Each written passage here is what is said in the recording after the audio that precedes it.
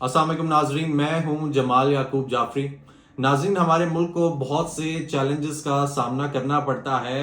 حال ہی میں ہمیں دہشت گردی کا سامنا کرنا پڑا۔ ناظرین، 3 نومبر کو گوادر میں ہماری سیکیورٹی فورسز پہ حملہ، ہمارے بہت سارے جو فوجی جوان ہیں، یعنی کہ 14 فوجی جوانوں نے جام شہادت نوش کیا۔ اور ناظرین، یہ بڑا سخت ہوتا ہے، یعنی کہ یہ دیکھنا کہ آپ کے وہ جوان جو آپ کی حفاظت کے لیے، آپ کی ملک کی حفاظت کے لیے کھڑے ہوئے ہیں یا وہ جا رہے ہیں، بے شک وہ ٹریول کر رہے ہیں، ان کو شہید کر دیا جائے۔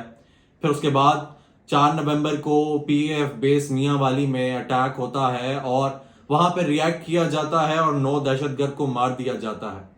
پھر پارا چنار کی بات کرتے ہیں کہ پارا چنار میں وار لگی ہے، جنگ لگی ہے، دہشت گردوں کا راج ہے، دہشت گردی ہے، ٹارگٹ کلنگ ہو رہی ہے، جس کو ہم لوگ ہائی لائٹ بھی نہیں کر رہے اتنا زیادہ۔ ناظرین، یہ حالات بڑے مشکل ہیں، ان میں رہنا بڑا مشکل ہوتا ہے اور ان کے ساتھ چلنا بڑا مشکل ہوتا ہے، لیکن افواج پاکستان ان کو لے کر چلتی ہے، قوم، عوام اس کو لے کر چلتی ہے اور افواج پاکستان کے ساتھ رہتی ہے۔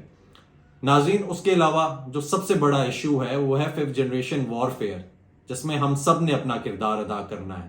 ابھی جو سب سے بڑا چیلنج ہے وہ یہ ہے کہ ہم لوگوں نے 5th جنریشن وارفیئر پہ اپنا کردار ادا کرنا ہے، وہ ایسے کہ ہم لوگوں کو اگر کوئی نیگیٹیوٹی ملتی ہے ہمارے ملک کے بارے میں، ہماری افواج کے بارے میں، تو ہم لوگوں نے اس کو آگے شیئر نہیں کرنا، چاہے کچھ بھی ہو جائے۔ اس کے علاوہ اپنا کردار رکھیں، اپنے ملک کے ساتھ کھڑے ہوں اور وہ جو نیگیٹو نریٹو بلٹ ہو رہا ہے ہمارے ملک کے لیے، ہماری افواج کے لیے، ہمارے اپنے لیے ایز اے قوم، اس کے ہم لوگ اگینسٹ چلیں، اس کو ہم لوگ کبھی بھی فروغ نہ دیں۔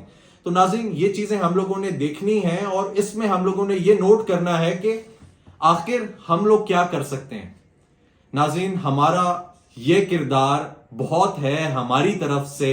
اگر ہم لوگ کہتے ہیں کہ ہماری طرف سے کچھ جہاد ہے تو وہ یہی ہے، اور وہ ہمارا کردار ہے جو کہ ہم لوگ اپنے فون سے سوشل میڈیا پہ ادا کر سکتے ہیں۔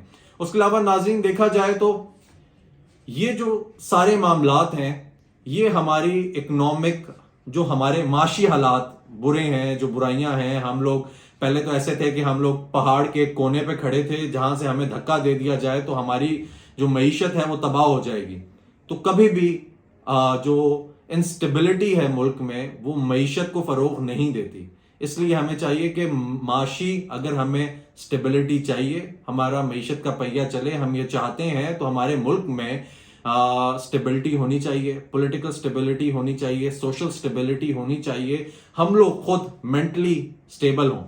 تو ناظرین، امید کرتا ہوں جو میں کہنا چاہ رہا تھا وہ یہی ہے کہ ہم سب افواج کے ساتھ کھڑے ہوں، ملک کے ساتھ کھڑے ہوں، اپنی قوم کے ساتھ کھڑے ہوں، ایک پرچم کے نیچے ایک جگہ کھڑے ہیں، اور ہمیں یہ دیکھنا ہے کہ ہمارا دشمن کیا کر رہا ہے۔